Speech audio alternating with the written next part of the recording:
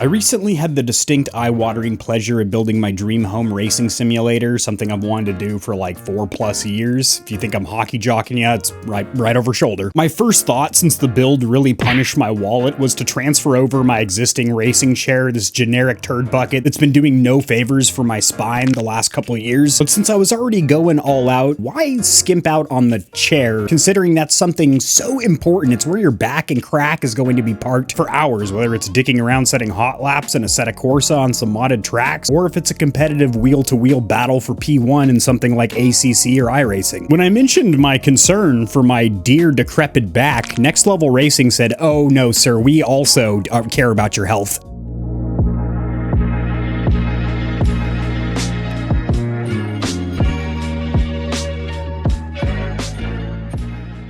Quick disclaimer to my audience, this chair was sent for review, however this is going to be an honest comprehensive review. I haven't been paid to say or not say anything about the product, Next Level Racing doesn't get an early preview, and if there's any cons, shortcomings, or areas of improvement, you're going to hear about it, so these companies make better products over time. With the light over there, that makes sense. Navigating the NLR website is pretty damn smooth. You got to drop down for products over here. They do have gaming chairs, that's not what we're looking for. We're looking for racing seats, and they do have two very distinct different styles of chairs. They have these fixed mold seats, which are going to be more rigid and sturdy, but lack adjustment. And then they have these road car style seats that slide on tracks forward and backward, and then also recline. Prices of their seats ranges from $250 to $500, which I find incredibly reasonable for the quality. So the ERS line is their road chairs. The ERS3, which is where I've been parking my buns, comes in two versions. You've got the PU, which is a synthetic leather and suede, a two-material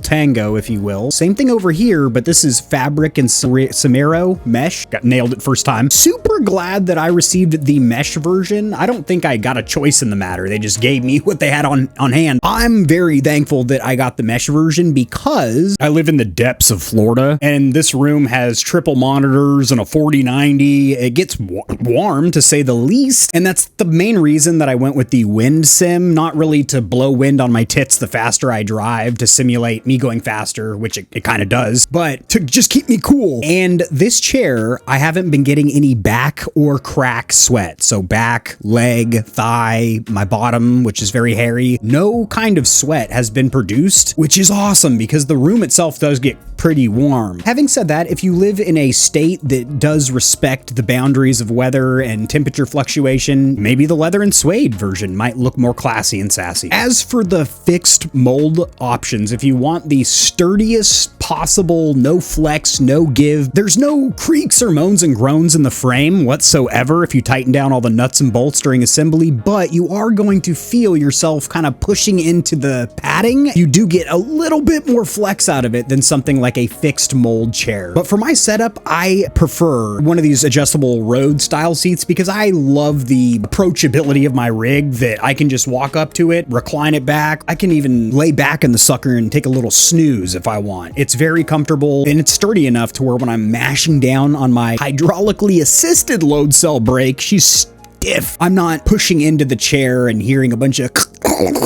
creaks and moans and groans, which if I went with that generic chair I had, that thing would have already busted apart. It would not handle 2 laps with this rig, I tell you that. You do still have adjustment if you go with a fixed chair because of the design of the tracks on the GT Elite, pretty much most of the profile rigs from Next Level Racing. The 3 things that I don't necessarily like about this chair, the 3 cons or areas of improvement, if you shall, one is going to be the lumbar support or lack thereof. There's a little dip, a haunch where your small of your back might be, perhaps, but if it's not, there's no. The chair I'm sitting in, for example, has a knob on each side for lumbar. One is going to be the amount of lumbar, how far it sticks out in the small of your back. The other one is height. Everyone's torso is a different height, so it'd be nice if you had some kind of adjustable lumbar support. Having said that, it is a $280 chair that feels phenomenal, so I don't even know if it's possible at this price point. Could you add lumbar support? That'd be sick. Along those lines, you're not really screwed. Have a little lumbar pillow like this sitting around from a gaming chair.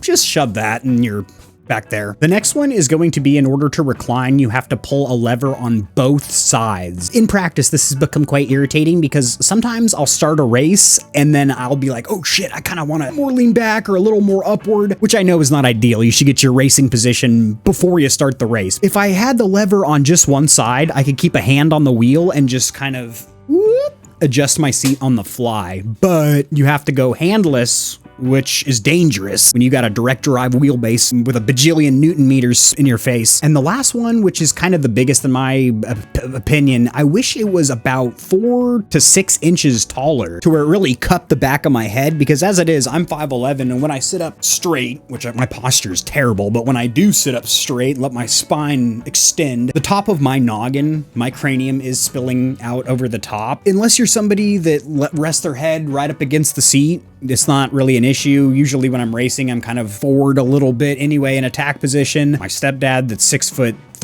or 4 tall, basically, spent a couple hours in the simulator and he had no issues, but his head was spilling out of the top, but he wasn't leaned back to where his head would be up against the... So if you're somebody that likes to rest your head up against the headrest, there is no rest for your head if you're over 5'11" or so, in which case you might want to look at the ERS4 or 5. The ERS5 is cheaper than the 3, but the 4 is more expensive. It'd be kind of nice if the model lineup, as it increased numerically, it was a higher end, more flagship, more expensive product. This will be my next rump container for sure. The ERS4 in leather and suede. I'm gonna keep having my way with the chair over shoulder, as I do love it, but being at the max capacity of height, or what I would consider comfortable height for that chair, I do want my head contoured in this region here. Not to mention this chair does look a little bit snazzier. I will say it looks more like a luxury car. It does look a little bit more high-end, premium. This is the next seat to go in the rig over shoulder. The product was very nicely packaged. Instructions were easy to follow, even for somebody like myself, and the hardware, like all the other next level racing equipment that I have reviewed on the channel, such as the GT Elite cockpit and the freestanding Black Edition monitor stand that holds up my triples, all the hardware was present, separated, and the tools were of higher quality than I expected. Having assembled a lot of office/gaming chairs, assembling this racing seat was a very similar process, except there's no swiveling base at the bottom. You're going to be mounting to a cockpit. In that regards, I did try both mounting methods, but if you have a fixed seat, you will want to go with the other option so you can slide forward and backward on the tracks on little felt sticker pads they include. I found a PDF, oh, you can't see. I found a PDF document. It's the warranty statement, Next Level Racing. Most of their products, keep in mind they do have motion bases, things such as a haptic backrest that vibrates your back, kind of like a butt kicker device. All their devices fall under the 1-year umbrella. So I personally have been very satisfied with my seat, with the exception of the fact that I feel like I'm maybe a little bit too tall for it, because in the few scenarios where I do sit up properly and extend my spine with good posture and want to lean up against the chair and have my head up against the headrest, back of my skull here is pushing up against the plastic, which I think with the ERS4 it would be cupped a little better. Having said that, if you're 5'10" and below, or 5'11" and